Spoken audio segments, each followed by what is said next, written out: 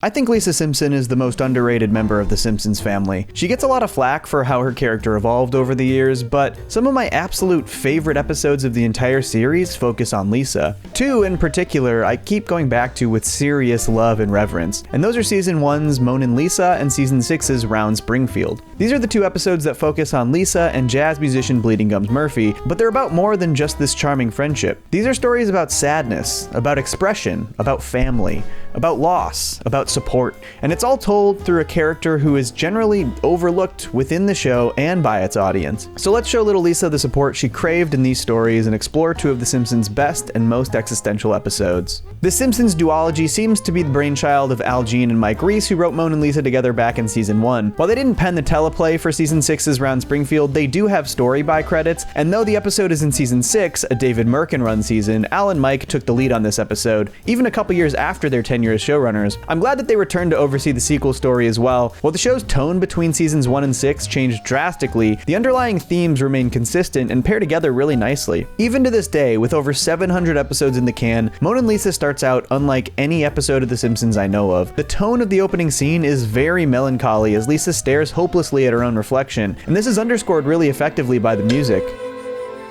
Every step of the day, Lisa struggles to express her sadness in ways that I find really relatable, and at every step she's met with indifference, opposition, or confusion. When her mom only has 2 more cupcakes, Lisa offers up hers. Just take mine. A simple cupcake will bring me no pleasure. But rather than showing concern for her well-being, Homer and Bart celebrate their cupcake victory. When Lisa tries to express herself through her music at band practice, Mr. Largo brings it all to an immediate halt.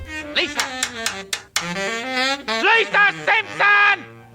And when she's too sad to even play dodgeball, she's chastised for it. Too sad to play dodgeball? That's ridiculous. This is such a relatable portrayal of depression. Sometimes sadness can just overwhelm you so thoroughly that doing the bare minimum is a huge chore. Lisa can't even be bothered to move slightly as a barrage of dodgeballs hit her over and over again. That's just how life feels sometimes. Even at home, Lisa turns to music to express herself and is met with an angry Homer telling her to cut it out. All of the ways that Lisa tries to express her sadness are foiled in one way or another. Her family isn't understanding her and isn't allowing her the space to feel her feelings. So when Lisa hears the blues echoing in the distance, she does the only thing she can. Gotta find that sound. I really love this sequence. Lisa and Bleeding Gums Murphy bond over their troubles and sadness, and they jam together. Lisa is finally able to express herself, and through song we learn that those things she seemed to brush off earlier in the day actually do get to her. And this morning my mother, she gave my last cupcake away. But though she is able to actually vent and express her sadness fully now, this isn't actually the root of the problem here, and Lisa says as much. You know, you play pretty well for someone with no real problems. Yeah, but I don't feel any better. And of course, Lisa is swiftly plucked out of the situation by a concerned Marge. The last act of the episode is key to understanding the grief that Lisa feels, and I'm not sure if it was something she fully understood herself. The family tries to cheer Lisa up in their own way. Bart Crank calls Moe, hoping to get a laugh out of Lisa, but the problem here is that the family is continually trying to fix the problem. They're trying to pave over Lisa's sadness with something new to distract her, without actually addressing the underlying issue. They're still not allowing her that space to feel her feelings. Earlier in the episode, we're shown a flashback dream sequence in which Marge is basically told by her mother to smile no matter what, even if she's sad. Because people know how good a mommy you have by the size of your smile. And then before band practice, Marge does the exact same thing to Lisa. She wants Lisa to cover up her true feelings and pretend everything is okay. But Marge immediately sees how people will take advantage of her daughter if she isn't willing to speak her truth. The kids want her to do their homework for them, and Mr. Largo specifically states that he wants to stifle her creativity so that she can fall in line. And rightfully, Marge sees the error of her ways. She grabs Lisa and she apologizes. She says she was wrong. You want to be sad, honey? Be sad. We'll write it out with you.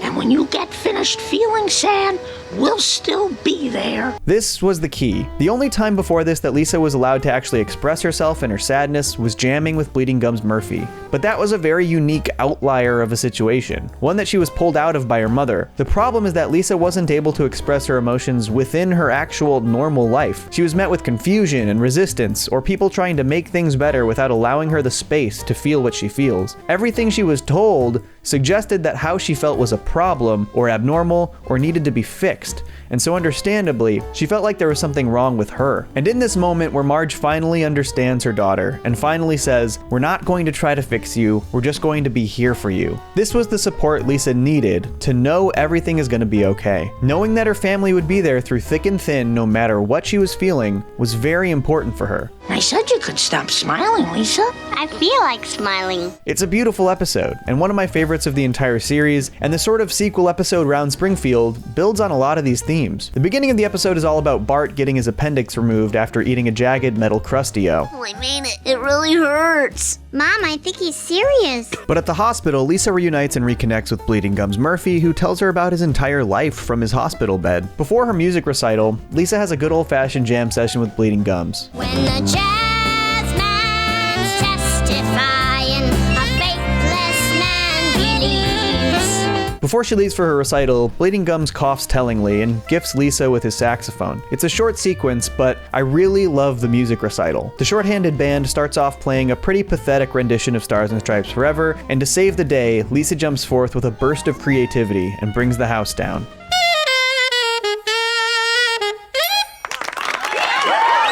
What I love most about this is that this is exactly the thing she was chastised for back in Moanin Lisa, when her creativity was stifled by Mr. Largo. But here is proof that Lisa's expression through her music is not only healthy, but great. And the heights of her success are unfortunately short-lived, because Lisa then learns that Bleeding Gums died in the hospital that evening. And so here we are once again with Lisa struggling to know how to express her grief and what to do with her sadness, just like in Moanin Lisa. And unfortunately, Homer didn't really learn much of a lesson after that episode. It's like the time that your cat Snowball got run over.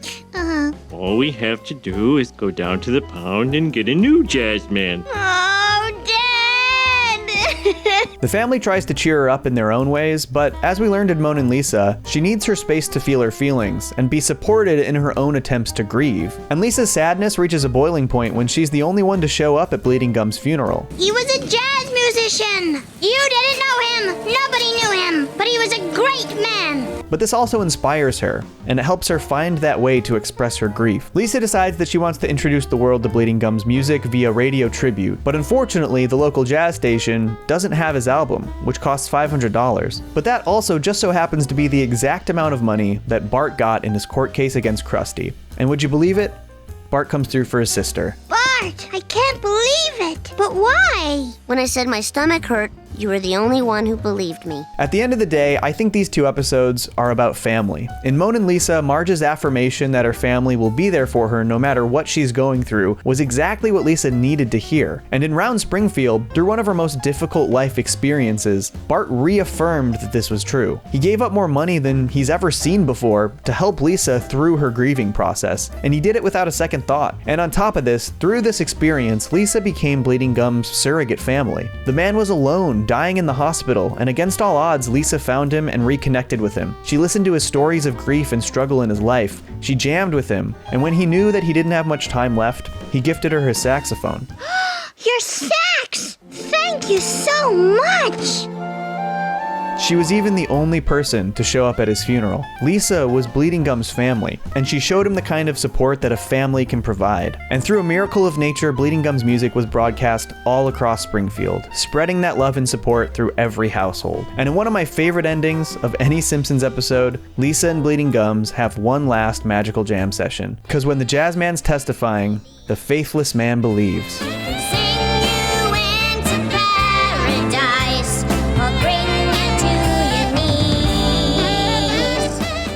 Hey, cool news, y'all. I've started a podcast about adult animation with my friend Toonrific Tariq. It's called Cartoons That Curse, and we're covering our favorite adult animated series one season at a time, starting with the Fox seasons of Futurama. The first episode drops just a couple days after this video, so make sure to subscribe to our YouTube channel or check us out on Apple Podcasts and Spotify. Thanks for tuning in, and I'll catch you next time. Peace. Johnny! Two challenges!